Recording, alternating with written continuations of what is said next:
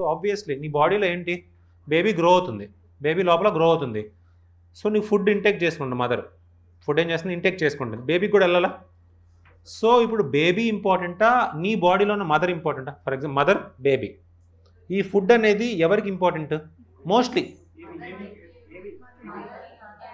First ఎవరైతే ఉన్నారో ఆమెకే ఇంపార్టెంట్ కదా ఫుడ్. ఫుడ్ నువ్వు తీసుకునే నీ కోసం కదా, బేబీ కోసం కాదు కదా. ఫుడ్ ఏది నువ్వు కన్జ్యూమ్ చేసినా సరే, what ever the mother is consuming, mother అనే కాంటెక్స్ట్ వదిలేసేయండి. ఒక పర్సన్, ఈ పర్సన్లో ఒక బేబీ ఉంది, రైట్? ఫుడ్ తీసుకుంటున్నారు. ఫుడ్ తీసుకున్నప్పుడు మదర్ కోసమా బేబీ కోసం? జనరల్గా ఫస్ట్ ఫుడ్ తీసుకున్న మదర్ కోసమే కదా. దీనిలో ఉన్న పార్ట్ ఎవరికి వెళ్తుంది? ఈ బేబీకి లాక్కోవడానికి, ఫర్ ఎగ్జాంపుల్ ఇది గ్రో అవడానికి ఏ జీన్స్ హెల్ప్ అవుతున్నాయి? ఫాదర్ సైడ్ హెల్ప్ అవుతుంది. దేనికంట? It promotes what? Fetal growth. అంటే బేబీ గ్రో అవడానికి దీనిలో ఉన్న జెనెటిక్ మేకప్ ఏవైతుందో అప్పుడు ఈ మదర్ బాడీలోంచి లాక్కుంటాయి. అర్థమైందా?